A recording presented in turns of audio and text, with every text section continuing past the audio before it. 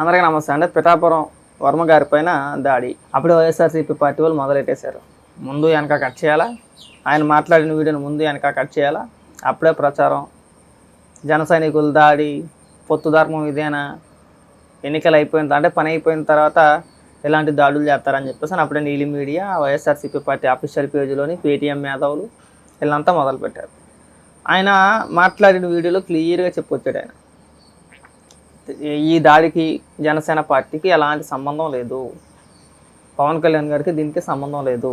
ఇప్పుడు దాడి చేసిన వ్యక్తులు ఎవరైతే ఉన్నారో వాళ్ళు గత కొన్ని రోజుల ముందు తెలుగుదేశం పార్టీ నుంచి వెలివేయబడ్డారో, అంటే తెలుగుదేశం పార్టీ నుంచి పంపించేశారు. సరే, వాళ్ళు జనసేన పార్టీలో జాయిన్ అయ్యారు. వాళ్ళకి ఏమన్నా మనకు తెలియదు. సరే, ఆయన కొన్ని వ్యాఖ్యలు చేశారు. ఒకసారి వర్మ గారు ఏం మాట్లాడారో ఒక్కసారి వినిపిస్తాను, వినండి. విన్న తర్వాత వీళ్ళకి బుద్ధి వచ్చింది. వీళ్ళకి ఇబ్బందులు లేవు, వాళ్ళ చరిత్ర కూడా ఇది వరకు అదే. ఇప్పటి వరకు పిఠాపురంలో ఇటువంటి సంస్కృతి లేదు. చట్టం ఉంది కదా,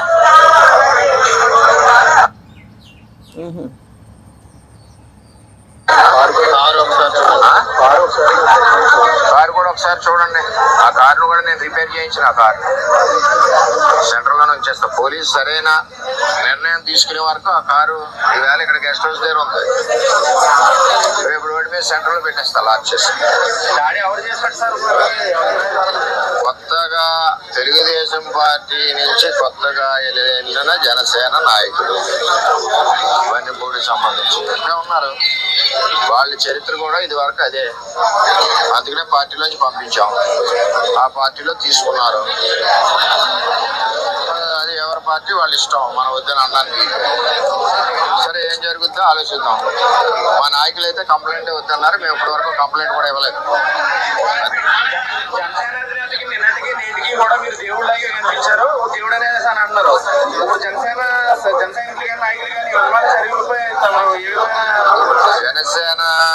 నాయకుడికి కానీ 2009 జనసేన తమ్ముళ్ళకి కానీ మాకు కానీ ఏ విధమైన ఇబ్బందులు గొడవలు లేవు. అంతా కుటుంబంలా ఉన్నాం.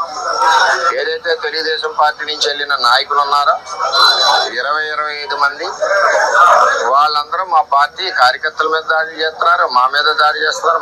నా మీద ఫస్ట్ టైం ఈ విధంగా చేస్తా ఉన్నారు. చట్టం ఉంది కదా, చూద్దాం. విన్నారు కదా, జనసేన పార్టీకి పవన్ కళ్యాణ్ గారికి ఈ దాడికి ఎలాంటి సంబంధం లేదు. మేమంతా ఒక కుటుంబంలో కలిసి ఉన్నాము. ఇప్పుడు ఎవరైతే నా పైన దాడి చేశారో వాళ్ళు తెలుగుదేశం పార్టీ నుంచి వెళ్ళిన వ్యక్తులే, నిన్న మొన్న వెళ్ళిన వ్యక్తులు. ఆయన క్లియర్గా చెప్పుకొచ్చాడు. ఆయన చెప్పింది మనం వినం. ముందు వెనక కట్ చేసేయాలా, ప్రచారం చేసేయాలా, జనసేన టీడీపీ మధ్యన మరి చిచ్చుపెట్టే ప్రయత్నం, కార్యకర్తల మధ్యన చిచ్చుపెట్టే ప్రయత్నం ఆయన చెప్పాడు. లాస్ట్లో ఆయన ఒక మాట చెప్పాడు, వీళ్ళందరినీ ఎంపీ గారు పెంచి పోషిస్తున్నారు అన్నాడు. ఆ మాట అయితే అన్నాడు, వాస్తవం అది. అయితే దాడికి ఎంపీకి సంబంధం ఉందా, లేదంటే ఎంపీ దగ్గర నుంచి చేయించాడా, ఇలాంటి పదాలు అయితే వాడలేదు ఆయన. ఏం జరుగుద్దో చూద్దాం. మన సగం కట్ చేసేసి ప్రచారం చేస్తే చండాలంగా ఉంటుంది. వైఎస్ఆర్సీపీ పార్టీకి ఇది ఒకటే వచ్చింది, వీళ్ళకి వచ్చింది ఇది ఒకటే. ఏది జరిగినా సరే పూర్తిగా తెలుసుకోరు. పూర్తిగా తెలుసుకుండా సగం కట్ చేసి ప్రచారం చేసేస్తారంటే. ఇంకో డైలాగ్ కొట్టాడు, నేను వినిపిస్తాను ఉన్నాను, వింటే అప్పుడు కానీ బుద్ధిరాజు వీళ్ళకి. జనసేన నాయకుడికి కానీ 2009 జనసేన తమ్ముళ్ళకి కానీ మాకు కానీ ఏ విధమైన ఇబ్బందులు గొడవలు లేవు. అంతా కుటుంబంలా ఉన్నాం. ఏదైతే తెలుగుదేశం పార్టీ నుంచి వెళ్ళిన నాయకులు ఉన్నారో 20-25 మంది, వాళ్ళందరూ మా పార్టీ కార్యకర్తల మీద దాడి చేస్తున్నారు, మా మీద దాడి చేస్తున్నారు. నా మీద ఫస్ట్ టైం ఈ విధంగా చేస్తా ఉన్నారు. అది అర్థమైంది కదా. ఇంక ఈ ప్రచారాలు, ఈ తిప్పడాలు, వీడియోలు తిప్పడాలు, సగం మాట్లాడిన వీడియోలు తిప్పడాలు, ఇలాంటి పనులు ఏమైనా ఉంటే మానేసుకోండి. అది మీకు మంచిది. ఎంతసేపు ఎప్పుడు ఏం జరుగుతుందా, నాకు తెలిసి వాళ్ళు వర్మగారు చెప్పినట్టు కాకుండా నాకు తెలిసి వాళ్ళు వైఎస్ఆర్సీపీ పార్టీకి కోర్టుగా పనిచేసారేమో. అందులో వైసీపీ కార్యకర్తలు కూడా ఉండొచ్చేమో. వాళ్ళే తెలుగుదేశం జెండాలో లేదంటే వైఎస్ఆర్సీపీ పార్టీ జెండాలో మెల్లో వేసుకొని చేసినా చేస్తారు అలాంటి వ్యక్తులే వాళ్ళే డైరెక్ట్గా జనసేన కండువా పార్టీ కండువాలు మెల్ల వేసుకుని చేశారేమో చెప్పలేం కదా. ఎందుకంటే కాకినాడలో ఉన్నది ఎవరో మనకు బాగా తెలుసు. చంద్రశేఖర్ రెడ్డి ఆయన పేరు అది ద్వారపూడి. మనోడు ఓటమిని అంత గుమ్మును అంగీకరించే వ్యక్తి కాదు. ఏమో ఈ జనసేన పార్టీలోకి ఎవరైతే వెళ్ళారో ఈ తెలుగుదేశం పార్టీ నుంచి 25 మంది ఒకవేళ ద్వారపూడి చంద్రశేఖర్ రెడ్డితో ఏమైనా చేతులు కలిపి ఒకవేళ ఆ విధంగా ఏమైనా దాడి చేయించారేమో తెలియదు కదా. వాస్తవాలు తెలియకుండా మనం పెద్ద పెద్ద మాటలు పెద్ద పెద్ద ప్రచారాలు చేస్తే చాలా శనాలంగా ఉంటుంది. ఉన్న పరువు పోగొట్టుకోవాలా. అది వైసీపీ నాయకులైనా లేదంటే మేధావులైనా ఇంకొకరైనా పూర్తి వాస్తవాలు తెలుసుకొని మాట్లాడండి. ఒక పక్క ఆయన చెప్తానే ఉన్నాడు పవన్ కళ్యాణ్ గారికి దీనికి ఎలాంటి సంబంధం లేదని. అయినా సరే మరి ఇక్కడ చించేసుకోవాలా.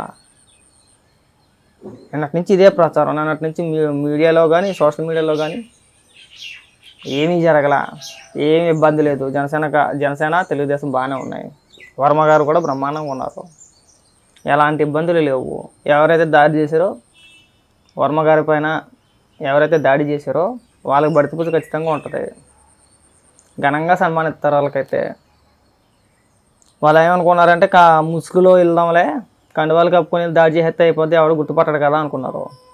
వర్మ గారు క్లియర్గా పేర్లతో సహా చెప్పుకొచ్చాడు వాళ్ళది. చూద్దాం.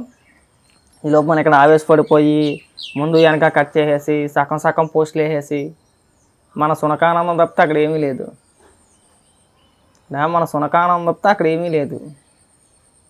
ఒక పక్క ఆల్రెడీ అక్కడ చూపిస్తున్నారు. అక్కడ జగన్మోహన్ రెడ్డి బయటకు వచ్చి ఒక్క మాట మాట్లాడిన పోలా. రెచ్చగొట్టేది జగన్మోహన్ రెడ్డి. ఎందుకంటే ఓడిపోయిన ఫ్రస్ట్రేషన్లో రాష్ట్రాన్ని రావణ కష్టం చేసేయాలి, దాడులు చేసేయాలి, కార్యకర్తలను ఉసుకొల్పించేయాలి, ఒక రకమైన హింస సృష్టించాలి. అదే ఆలోచనలో జగన్మోహన్ రెడ్డి ఉన్నాడేమో ఎవడో తెలుసు. వాళ్ళే చూపిస్తున్నారేమో కదా. ఇలాంటి ప్రచారాలు చేస్తే చాలా చండాలంగా ఉంటుంది. మేము కూడా ఈ దాడులన్నింటికి గల కారణం జగన్మోహన్ రెడ్డి ఓడిపోయిన ఫ్రస్ట్రేషన్లో ఉండి కార్యకర్తలకు పిలిపించేసాడు, కిరాయి రౌడీలు తీసుకొచ్చాడు, విధ్వంసం సృష్టించమని చెప్పాడని మేము కూడా ప్రచారం చేసాం అనుకో చాలా చండాలంగా ఉంటుంది అది. కాబట్టి ఈ అనవసరమైన ప్రచారాలు మానేసుకోండి. అది మంచిది. చూపిస్తున్నారేమో కదా. ఇలాంటి ప్రచారాలు చేస్తే చాలా చండాలంగా ఉంటుంది. మేము కూడా ఈ దాడులన్నింటికి గల కారణం జగన్మోహన్ రెడ్డి ఓడిపోయిన ఫ్రస్ట్రేషన్లో ఉండి కార్యకర్తలకు పిలిపించేసాడు, కిరాయి రౌడీలు తీసుకొచ్చాడు, విధ్వంసం సృష్టించమని చెప్పాడని మేము కూడా ప్రచారం చేసాం అనుకో చాలా చండాలంగా ఉంటుంది అది. కాబట్టి ఈ అనవసరమైన ప్రచారాలు మానేసుకోండి. అది మంచిది.